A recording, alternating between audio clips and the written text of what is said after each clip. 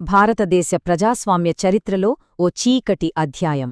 ఆ టైంలో మన ప్రజాస్వామ్యం ఒక పెద్ద సంక్షోభంలో చిక్కుకుంది.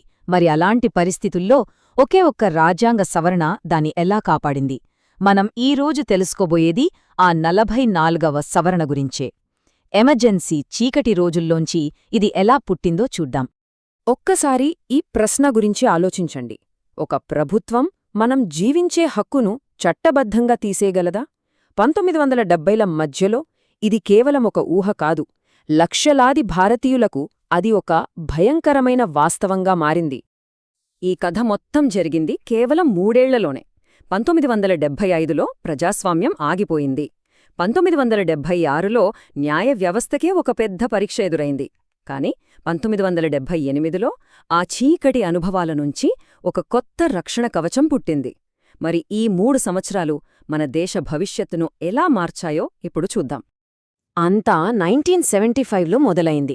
అంతర్గత కల్లోలాలు అనే 2 మాటల ఆధారంగా దేశవ్యాప్తంగా ఎమర్జెన్సీ విధించారు. అసలు దాని అర్థమేంటంటే మన ప్రాథమిక హక్కులన్నీ రద్దు, ప్రభుత్వంతో విభేదిస్తే నేరుగా జైలుకే.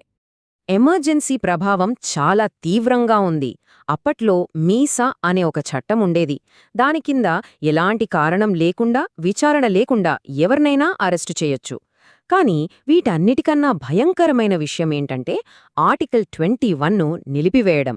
అంటే మన ప్రాథమిక జీవించే హక్కును కాపాడమని కోర్టును అడిగే అధికారం కూడా మనకు లేదన్నమాట. సరే, ఈ రాజ్యాంగ సంక్షోభం చివరికి దేశ అత్యున్నత న్యాయస్థానం తలుపు తట్టింది. అదే ఏడీఎం జబల్పూర్ కేస్. దీన్నే హేబియస్ కార్పస్ కేస్ అని కూడా అంటారు. ఇది భారత న్యాయవ్యవస్థ చరిత్రలోనే అతిపెద్ద అగ్నిపరీక్షగా నిలిచింది. ఈ కేసులో కీలకమైన పదం హేబియస్ కార్పస్. లాటిన్లో దీని అర్థం శరీరాన్ని హాజరుపరచండి. సింపుల్గా చెప్పాలంటే ఎవరైనా ఒకరిని అన్యాయంగా అరెస్ట్ చేస్తే వారిని కోర్టు ముందు నిలబెట్టమని డిమాండ్ చేసే హక్కే ఇది. ఇది మన వ్యక్తిగత స్వేచ్ఛకోక ప్రాథమిక రక్షణ లాంటిది. అప్పుడు సుప్రీంకోర్టిచ్చిన తీర్పు నిజంగా దేశాన్ని షాక్కు గురిచేసింది. 5 జడ్జిల బెంచ్లో 4 ప్రభుత్వానికి సపోర్టుగా తీర్పిచ్చారన్నమాట. వాళ్ళేమన్నారంటే ఎమర్జెన్సీ టైంలో ప్రభుత్వము ఒకరిని అన్యాయంగా జైల్లో పెట్టినా సరే కోర్టుకు వెళ్లే హక్కు లేదు అని. కానీ ఒకే ఒక జడ్జ్, జస్టిస్ హెచ్ఆర్ ఖన్నా మాత్రం ధైర్యంగా నిలబడ్డారు. ఆయన వాదన చాలా సింపుల్ అండ్ పవర్ఫుల్. జీవించే హక్కు అనేది ప్రభుత్వం ఇచ్చింది కాదు, కాబట్టి ఏ ప్రభుత్వమూ దాన్ని తీసేలేదు అని తేల్చి చెప్పారు. ఈ తీర్పును చాలామంది ఒక విపత్తుగా చూశారు. ఎందుకంటే పౌరుల హక్కుల్ని కాపాడాల్సిన కోర్టే చేతులెత్తేస్తే ఇక ఆశ ఎక్కడ ఉంటుంది? అందుకే చాలామంది విమర్శకులు దీనిని సుప్రీంకోర్టు చరిత్రలో ఒక చీకటి రోజు అని అభివర్ణించారు. ఈ న్యాయపరమైన చీకటి తర్వాత రాజకీయాల్లో ఒక మార్పు వచ్చింది. ఎమర్జెన్సీ అనుభవాల నుంచి ఒక గట్టి పాఠం నేర్చుకోవాలని పార్లమెంట్ నిర్ణయించుకుంది. ఆ నిర్ణయం ఫలితమే 1978లో వచ్చిన 44వ రాజ్యాంగ సవరణ. ఈ సవరణ ఉద్దేశం చాలా స్పష్టంగా ఉంది. ఆ బిల్లులో ఏమని చెప్పారంటే కేవలం అధికారంలో మెజారిటీ ఉంది కదా అని పౌరుల ప్రాథమిక హక్కులను కాలరాయకూడదు. భవిష్యత్లో ఇలాంటి పొరపాటు మళ్లీ జరగకుండా చూసుకోవాలి. ఈ సవరణతో ఎమర్జెన్సీని ప్రకటించటం చాలా కష్టతరం చేశారు.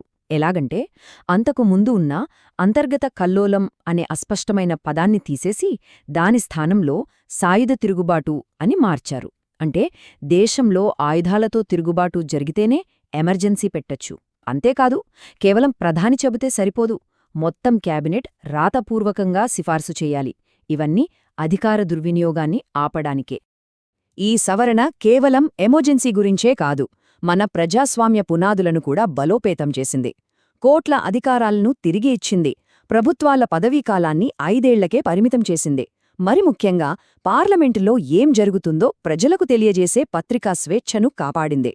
ఇంతకీ ఈ సవరణ మనకుచ్చిన అసలైన శాశ్వత వారసత్వం ఏంటి? ఇది మన రాజ్యాంగానికి ఎలాంటి ఉక్కు కవచాన్ని అందించిందో చూద్దాం. ఈ నంబర్ బాగా గుర్తుపెట్టుకోండి. 2. 44వ సవరణ యొక్క అతిపెద్ద వారసత్వం ఇదే. ఇప్పుడు ఈ 2 ప్రాథమిక హక్కులను ఎలాంటి ఎమర్జెన్సీలోనైనా సరే ప్రభుత్వం తాకలేదు. ఇది ఏడీఎం జబల్పూర్ తీర్పుకు పూర్తి వ్యతిరేకం. ఆ 2 తిరుగులేని హక్కులే ఆర్టికల్ 20 మరియు 21. దీని అర్థం ఎవరినీ అన్యాయంగా శిక్షించలేరు మరియు ముఖ్యంగా జీవించే హక్కును, వ్యక్తిగత స్వేచ్ఛను ఎవరూ తీసివేయలేరు. దేశంలో ఎలాంటి అత్యవసర పరిస్థితి ఉన్నా సరే ఈ రెండు హక్కులు ఎప్పటికీ చెక్కు చెదరవు అన్నమాట.